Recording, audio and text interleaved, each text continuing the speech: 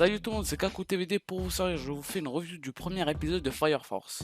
Mais tout d'abord, qu'est-ce que c'est? C'est un shonen qui mélange fantasy, imaginaire et combat. L'histoire se passe à Tokyo où un phénomène connu sous le nom de combustion spontanée amène les citoyens à se transformer en infernal. Je sais, vous allez me demander c'est quoi exactement. Ce sont plus ou moins des monstres démoniaques qui brûlent tout ce qui est à proximité autour d'eux. Et les Fire Force sont chargés d'éteindre ces cas mortels. Ce qui m'a étonné pour ce premier épisode, c'est que la voix de l'acteur qui joue le personnage principal est également l'acteur qui joue Asta de Black Clover. On avait l'habitude d'une voix plutôt assez bruyante, mais cette fois-ci, on est tombé sur un personnage assez calme et du moins charismatique.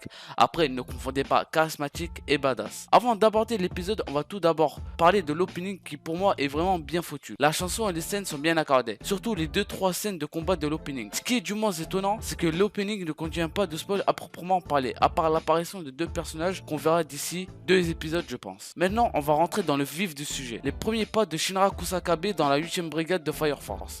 L'animation pour le premier combat est bien faite, amenée avec un style de dessin et d'animation qui représente bien le mangaka. Son passé qui reste encore mystérieux mais qui nous fait comprendre ce qu'il a subi, l'a traumatisé suite à la mort de sa mère et de son petit frère. Ça lui a laissé des séquelles, à cause de ça il ne sourit plus comme avant. Et d'ailleurs parlons de son passé.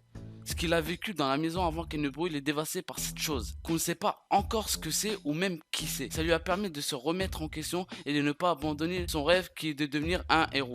Plutôt un super héros. Lors du dernier passage contre l'Infernal avec le flashback, il s'est souvenu de sa promesse et de son rêve qu'il a promis à sa mère. Puis ce moment juste incroyable où il se dévoile comme parmi ceux de la 3ème génération. C'était Kaku TVD pour vous servir.